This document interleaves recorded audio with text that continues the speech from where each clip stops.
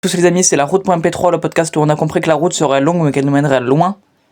Aujourd'hui, les amis, ça va être un podcast très bizarre. Déjà, vous voyez qu'il sort le lundi, ce qui n'est pas normal. La plupart du temps, les podcasts ne sortent pas le lundi, ils sortent le samedi, le dimanche à la limite, mais pas le lundi. C'est parce qu'à la base, j'avais prévu de ne pas faire de podcast. Mais hier, j'ai écouté le dernier VOGFM épisode 13, le coach de boxe, banger, cet épisode j'ai trouvé, dans lequel Lohan dit « Je voulais pas faire le VOGFM, mais je veux pas perdre la streak. » Et je m'étais dit « Putain, c'est vrai qu'il faut pas que je perde la streak non plus. Il faut pas que je me fasse doubler par VOGFM. » Imagine, déjà qu'on est 5 fois moins bien en qualité, là. J'ai même pas de micro, là. Je m'enregistre sur le micro de mon téléphone. Parce que je suis en vacances, donc j'ai pas du tout mon matériel. Je m'enregistre à la schlag. Et je fais quand même le podcast. Donc je veux pas me faire doubler niveau qualité par VOGFM, ça c'est déjà fait pour le coup, parce que j'ai peut-être pas la même valeur à apporter que Lohan d'un point de vue de fond, et j'aimerais bien au moins garder la supériorité dans le nombre d'épisodes. Donc pour ça il faut pas louper un seul épisode, parce que Lohan il en loupera pas, donc voilà, je tiens à rester supérieur à VOGFM en termes de nombre d'épisodes.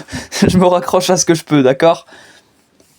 Donc voilà, là je suis actuellement en vacances, donc pas du tout le matériel pour tourner. J'ai prévu de pas le faire, finalement je le fais, parce que aussi ça prend du temps, on se rend pas compte, les vacances, on peut être un peu buzzy en vacances, le buzzy des vacances en question. Putain mec, faut que j'aille à la piscine là, oh là là, putain faut que j'aille à la plage. Mais enfin vous captez ce que je veux dire quoi, faut trouver le temps, d'avoir le temps pour soi, tout seul, etc. J'avais prévu de sortir, à la base, pour tourner ce podcast, j'avais prévu de sortir dehors, d'aller me balader, et limite que le podcast il soit tourné sur l'appareil photo, en fait, plutôt que sur le magnéto de mon téléphone, que le podcast il soit tourné sur l'appareil photo, et que... comment je pourrais dire ça ? Que ce soit un podcast un peu vlog, si tu veux, que je me balade sur une longue route qui est à côté du camping où je suis, et que je puisse vous montrer le paysage en même temps que je vous raconte la life. Mais au final, au moment de sortir, donc il y a vraiment 5 minutes, je ne trouve plus les clés. Je pense que les clés elles ont dû être emportées par quelqu'un qui est sorti de la maison. Donc là je suis dernier dans le mobil-home, donc voilà, je tourne en intérieur. Il n'y a rien d'intéressant à filmer, donc là c'est vraiment le pur magnéto de mon téléphone avec une image de merde fixe tout le long de la vidéo. La qualité de ce podcast va être désastreuse, mais c'est du bonus les frères. Dites-vous que il aurait pu y avoir rien et qu'au final il y a quelque chose. Donc, pour éviter que ça dure 3000 ans, on va rentrer dans le vif du sujet le plus vite possible. On va commencer par parler d'un truc qui est très important, le truc pour lequel je fais ce podcast, le changement de niche de l'as de pique les frères. Ça c'est un sujet, hein, c'est un sujet. L'as de pique, la chaîne l'as de pique ne va très certainement, je veux pas dire que c'est certain parce qu'il y a un monde où ça c'est pas le cas, mais ça va très certainement ne plus parler de dev perso, de jeux vidéo indépendants, pardon. Ça va très certainement ne plus parler de jeux vidéo indépendants. Il y a de grandes chances parce que pour des raisons qui sont celles que je vais vous énoncer. La première c'est que plus ça va, plus je kiffe créer mon jeu vidéo que je crée en ce moment avec mon pote, etc. Mais plus ça va, moins je kiffe parler de jeux vidéo indépendants et faire des reviews, des trucs comme ça. Parce que plus le temps passe, plus je me rends compte que mes reviews, elles sont nulles. Pas parce que je suis mauvais en écriture, etc. Je suis mauvais en écriture, mais c'est pas la raison pour laquelle mes reviews sont nulles. Mes reviews, les moments où je parle de jeux vidéo, que j'analyse du jeu vidéo, le truc c'est que je ne suis pas assez bon en jeu vidéo en fait pour vous analyser un truc et être pertinent. Je pense que je manque clairement de pertinence, même pas de crédibilité. Je parle même pas de crédibilité dans le sens je manque de crédibilité parce que j'ai jamais fait de jeu vidéo, etc. Du coup je peux pas donner mon avis, mais non, c'est vraiment juste j'ai pas la pertinence. Genre quand j'analyse un jeu je le fais pas bien parce que je suis juste pas assez bon en jeu vidéo, pas assez bon en game design, tu vois. Quand en face, les concurrents, c'est des gens, même pas forcément dans la niche du jeu vidéo indépendant, tu vois, mais dans la niche du jeu vidéo de manière générale, quand t'as quelqu'un qui a fait une licence et un master en game design, ce mec-là, il peut se permettre d'analyser un jeu. Moi, non. Moi, mon analyse, c'est répéter l'analyse d'un autre gars, tu vois. Et rajouter 2-3 passages personnels en mode, moi, j'ai vraiment kiffé ce moment-là. Non, tu vois. Et je pense avoir trouvé une niche où, pour le coup, je pense être capable d'analyser. Je pense être capable de fournir des analyses qui sont sympas. Je pense être capable de faire un truc qui est drôle. Je pense que l'As de pique va devenir une chaîne avec beaucoup d'humour. Je vais essayer vraiment de rajouter de l'humour à un max dans les vidéos. Si vous voulez le format, j'aimerais beaucoup que ça ressemble un peu à du JDG. Pas forcément dans l'idée analyser des trucs nuls, mais mixer des parties analyse sur le fond et la forme, etc. Et ensuite des petits sketchs. Des trucs comme ça. Et je pense que ça peut être vraiment très très marrant. J'ai 2-3 idées. Mais je ne vais pas vous dire quelle sera la nouvelle niche. C'est une niche, un truc qui me passionne depuis très très longtemps, qui n'est pas le jeu vidéo, qui n'est pas le cinéma. Mais c'est un truc qui me passionne depuis très très longtemps, que je connais très très bien. J'ai consommé énormément ce média. Et je pense que vous allez kiffer. Et de toute façon, prochaine vidéo de l'As de pique, vous saurez quelle sera la nouvelle niche. Alors, il n'y aura pas d'entourloupe, il n'y aura pas de ah, peut-être que c'est celle-ci ou celle-là. Non, non. Une fois que vous aurez vu la prochaine vidéo sur l'As de pique, vous saurez ce qu'est la nouvelle niche. Et vous aurez le droit de rager. Mais honnêtement, j'envisage beaucoup mieux l'avenir de l'As de pique dans cette niche. Parce que c'est un truc qui me fait plaisir de ouf. C'est un truc qui me fait vraiment plaisir. Bien plus que ce que je prenais en plaisir là quand j'étais en train d'écrire quelques shorts pour l'As de pique, on va dire jeux vidéo indépendant, où je prenais pas énormément de plaisir, où je m'orientais vers un truc qui de plus en plus me plaisait pas. Et là je m'oriente vers un truc qui me plaît, et je pense que je vais bien m'amuser. Je pense que ça va être très cool. Et je pense que c'est une niche qui a du potentiel. C'est du potentiel pour moi en tant que niche qui me fait plaisir, niche dans laquelle je sais que je vais continuer longtemps. Et aussi, c'est une niche qui, je pense, a le potentiel de percer. Genre de percer très fort. Percer à la Turtoon, si vous voulez. Genre, je pense à Turtoon parce que Turtoon, la niche... comment je pourrais dire ça? La niche, c'est quoi cette niche? Dessin animé. La niche dessin animé, elle n'existait pas, tu vois. Il y avait des chaînes à la trash qui parlaient de dessin animé de temps en temps, mais c'était pas la niche dessin animé. Il a créé la niche dessin animé en France, tu vois, en francophone. Et du coup, c'est le leader. C'est ce que je voulais faire sur le jeu vidéo indépendant, à la base. Et je me disais, je serais le premier gars à parler de jeu vidéo indépendant et à le faire de ma manière. C'est vrai, j'étais toujours le cas. La place est vacante. Là, si quelqu'un écoute ce podcast, la place est vacante. Personne ne fait de review spécialement de jeux indépendants et personne ne fait des analyses de jeux indépendants. Personne ne fait du storytelling, review, analyse sur du jeu vidéo indépendant. Si vous arrivez à percer dans cette chaîne et à la rendre mainstream comme ce qu'a fait Turtoon, tu vois, en rendant une niche très nichée, extrêmement mainstream, là vous allez vraiment buzzer, tu vois. Donc la plage c'est vacante, mais je pense que cette niche, elle a aussi autant de potentiel, voire même beaucoup plus de potentiel que le jeu vidéo indépendant pour ce qui est du potentiel de perçage. J'ai été voir la concurrence, elle est là. Il y a de la concurrence, il y a des gens qui font aussi des vidéos, qui font des vidéos depuis très longtemps, qui font des vidéos très régulièrement. Je vais pas vous mytho, j'aime pas cracher sur la concurrence et tout, hein. Peut-être que je suis juste de mauvaise foi, mais j'ai l'impression que c'est très mauvais ce qu'ils font. Genre, pas dans le fond, mais en tout cas dans la forme.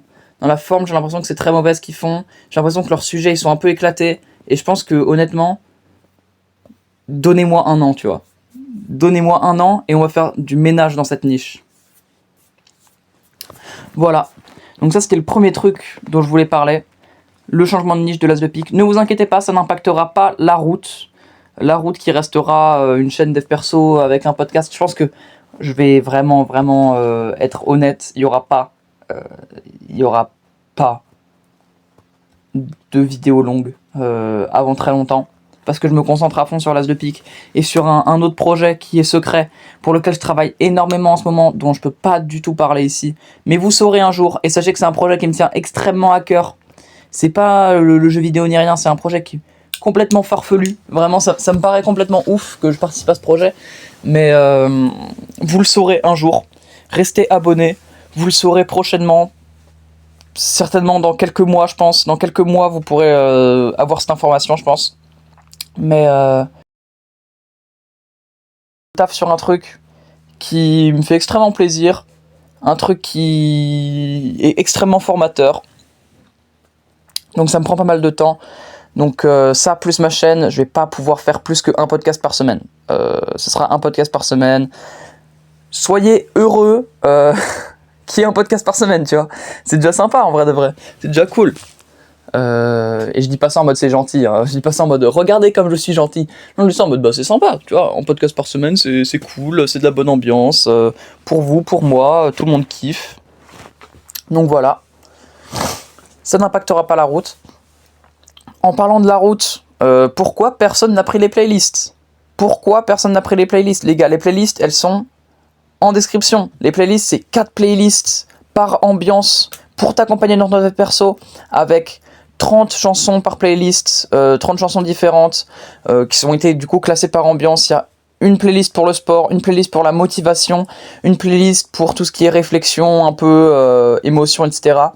Et une playlist pour être de bonne humeur, pour se balader, avoir le smile. Ça coûte 0€, les gars, c'est gratuit, 100% gratuit. Pas d'argent ni de frais cachés, tu vois, juste en l'échange. Vu que c'est sur Banzai que ça se fait. Banzai, c'est une application pour tout ce qui est partage de formation à la base. En l'occurrence, là, c'est pas une formation, c'est vraiment des playlists qui sont sur Deezer, Spotify et YouTube Music. Ces playlists-là, pour les avoir, vous avez à débourser 0€. Juste, vous allez devoir vous abonner à mon Banzai. Ça vous abonnera à ma newsletter. La newsletter sera le dernier et seul endroit où je parlerai de jeux vidéo indépendants, du coup. Sur ma newsletter, on fera pas de la review. Je pense qu'on parlera vraiment de création de jeux vidéo indépendants parce que c'est un truc qui me tient à cœur. C'est un truc que j'aime beaucoup. Et je veux vraiment partager ça avec ma core commu, tu vois. Genre, les gens qui vraiment kifferont ce que je fais, kifferont ce que je suis, tu vois. Ces gens-là, je veux vraiment qu'ils aient un accès un peu privilégié pour apprendre à faire des jeux vidéo indépendants avec moi, avec mes petites expériences de jeux vidéo indépendants. Vraiment que ce soit un peu une formation 100% gratuite, tu vois, en plein de tomes, en plein de petits exemplaires en mode aujourd'hui, on va apprendre comment faire ça. Et je fais un petit mail, donc ça, tu reçois ça sur ta boîte mail, et voilà, et juste tu me donnes ton mail, du coup, ça t'abonne à ma newsletter. Donc voilà, tu t'abonnes à mon Banzai, ça me donne ton mail, t'as ma newsletter. Donc t'as 2 avantages en un pour 0€. Fonce, tu vois, genre fonce, vraiment. Pas de frais cachés, j'ai aucun intérêt à te baiser, très honnêtement, mec. J'ai 30 abonnés, qu'est-ce que je vais faire avec 4 mails, tu vois. Pour l'instant, il y a que 2 personnes qui l'ont acheté. Je dis acheté, mais c'est même pas acheté. Genre, il y a 2 personnes qui ont pris le produit. N'hésitez pas. Je peux que vous dire ça, n'hésitez pas. C'est dans la description. N'hésitez pas à aller checker le Insta aussi. Le Insta de la chaîne, sur laquelle il y a une story par jour, une story dev perso, etc. Pour garder la motivation. C'est simple. J'ai un feed d'enculé, vous avez un feed d'enculé. Sauf que c'est différent. Nos feeds d'enculé sont pas les mêmes. Moi, mon feed, c'est que des contenus motivants, que des contenus hopecore, que des contenus... Vinland Saga avec je n'ai pas d'ennemis, je vais devenir un homme gentil. Vous, votre contenu, c'est quoi ? C'est c'est des chevaux qui dansent. C'est des meufs qui pubent leur OnlyFans. D'accord ? Donc, je vous partage en story des comptes qui sont sympas, des vidéos qui viennent de comptes qui sont sympas. Vous vous abonnez à ces comptes, vous vous désabonnez des meufs de OnlyFans et vous pourrez commencer à avoir une utilisation de Insta un peu mieux. Voilà. Donc allez sur le Insta et prenez les playlists, allez sur le Banzai.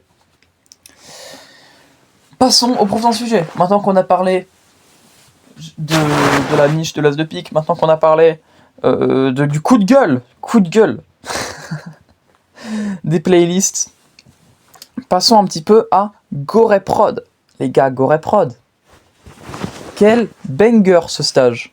2 semaines de stage chez GoReProd. C'était un banger.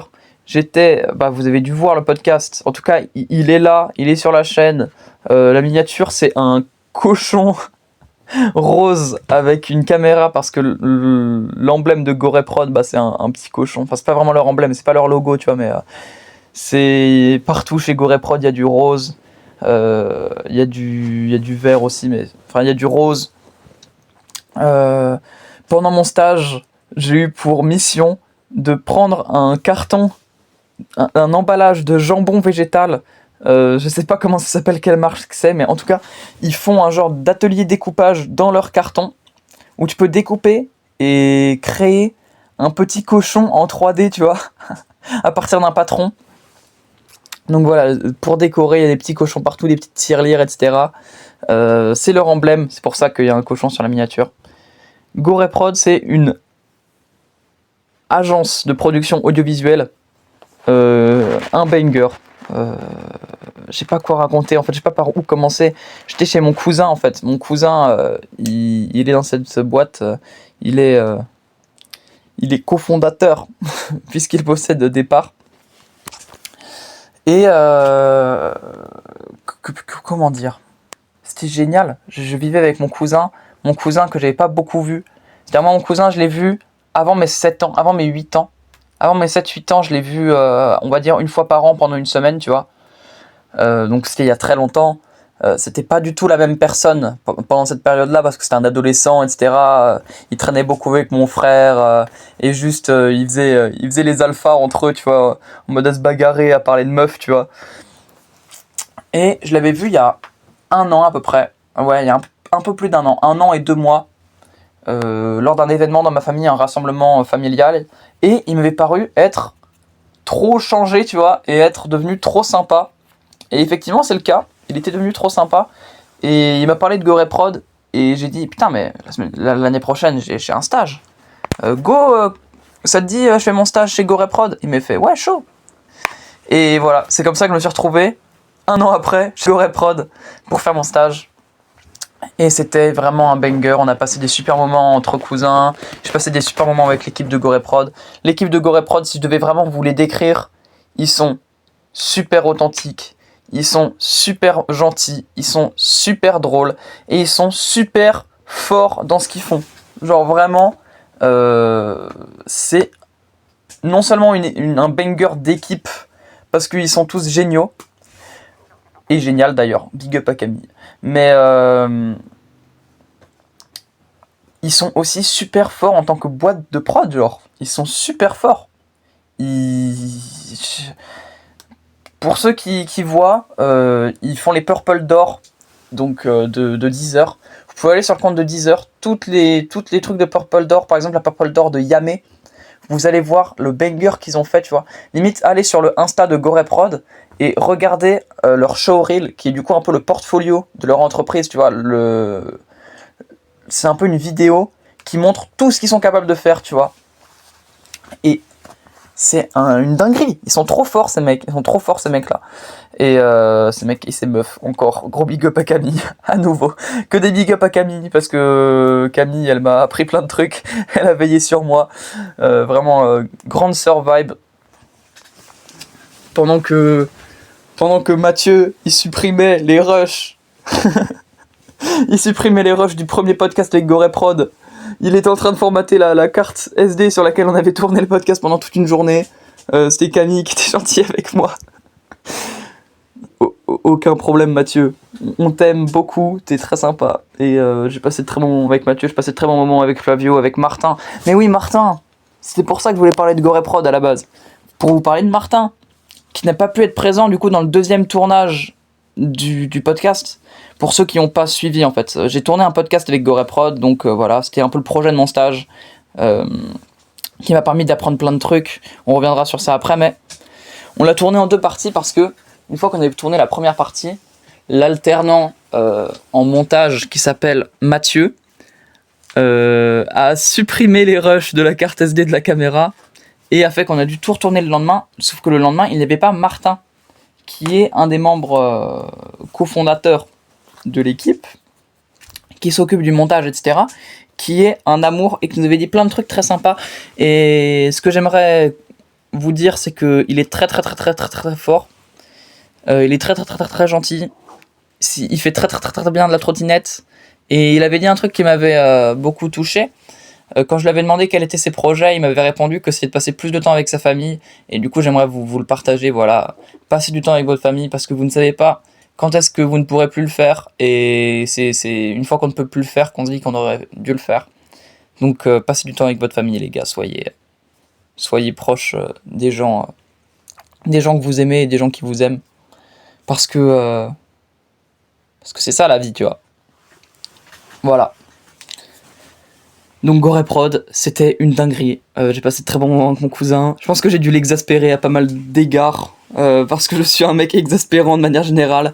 Mais il était très gentil avec moi, très compréhensif, très sympa. On a eu des très bonnes discussions. C'est un mec vraiment malin, vraiment gentil. Je pense que j'ai eu beaucoup à apprendre de lui. Et ça m'a fait très plaisir de faire ce stage avec lui. Pendant 2 semaines avec mon cousin. J'étais très triste de repartir. Mais j'étais très triste que ce soit... Enfin, j'étais très content, pardon, que ce soit arrivé. C'était très très cool. Et voilà, si vous êtes une organisation qui a beaucoup d'argent, qui veut communiquer sur un truc... Enfin, qui a beaucoup d'argent, what the fuck. Je dis ça comme si c'était obligatoire. Non mais, effectivement, ça coûtera plus cher que si vous faites vos vidéos vous-même, tu vois. Mais si vous voulez vraiment communiquer autour d'un événement, si vous voulez vraiment un banger en termes de communication, faites appel à Goreprod. Ils sont lyonnais, mais ils font dans toute la France. Ils peuvent se déplacer. Actuellement, là, ils font pas mal de... Comment ça s'appelle? Ah, des festivals. Ils font des festivals de musique dans toute la France, tu vois.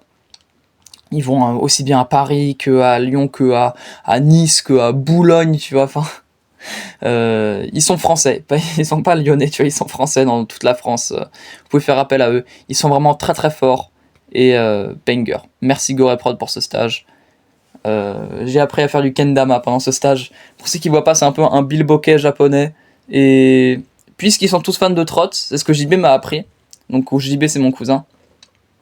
JB m'a appris que vu qu'ils sont tous fans de trottinette, qu'ils viennent tous du milieu de la trottinette, que c'est comme ça qu'ils se sont rencontrés.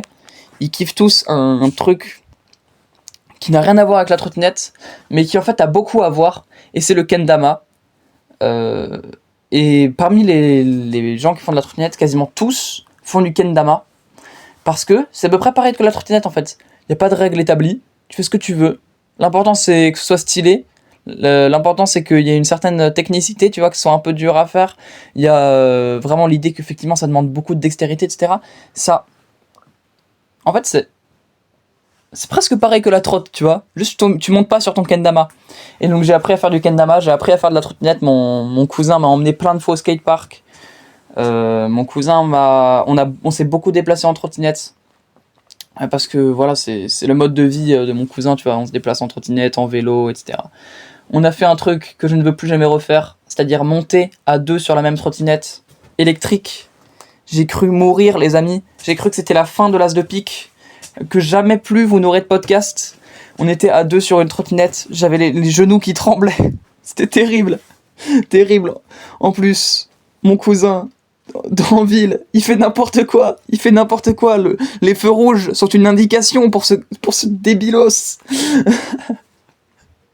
Les feux rouges sont juste une indication. Ce n'est en aucun cas une obligation.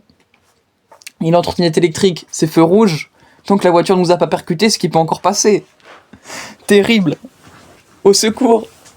Mais c'était très sympa. Je ne suis pas mort. On a fait plein de quêtes secondaires de ouf.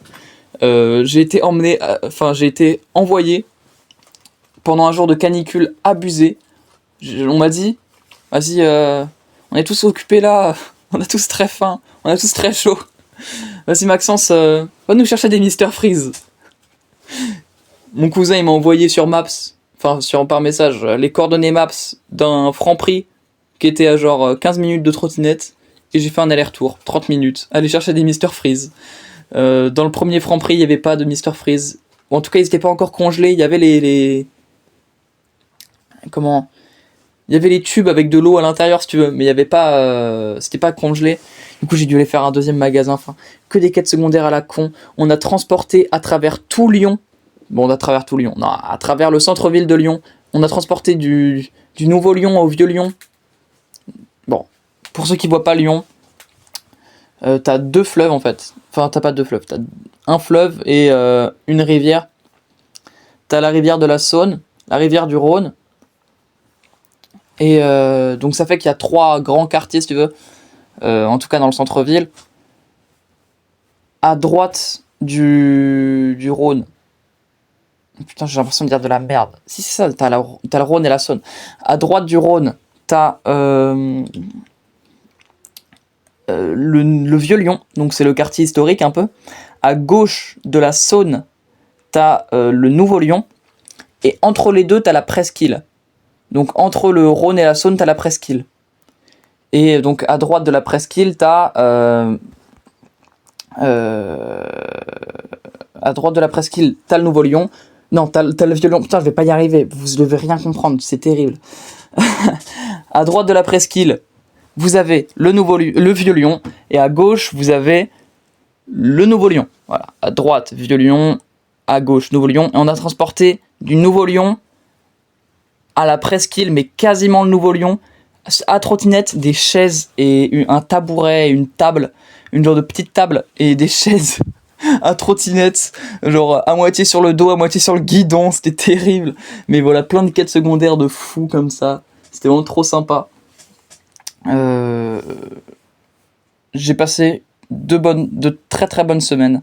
J'ai beaucoup appris, j'ai beaucoup appris pour ce qui est du montage, etc.